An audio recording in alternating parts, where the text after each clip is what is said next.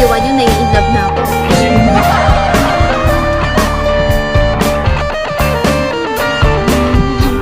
Parang siya papagaan problema sa buhay. Pinagagaan niya ang lahat sa akin. Ganun.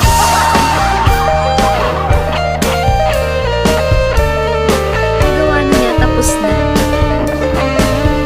That's the effort. Di ba? When it starts, syempre wala akong gawin.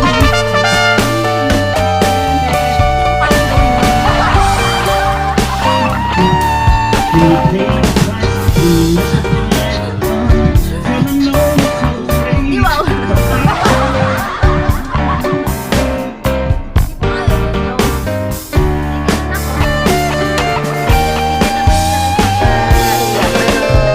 Totoo guys, naging na ako sa pagkain. Parang, for example, bukod kasi sa ano eh, amin muna natin na malakas na. Nathan! Bakit siya pinagaganya? Kapag nakikita niya, pagod ako. Madami kasi hindi, parang siya yung napapagaan ng ano, ng mga needs ko sa buhay.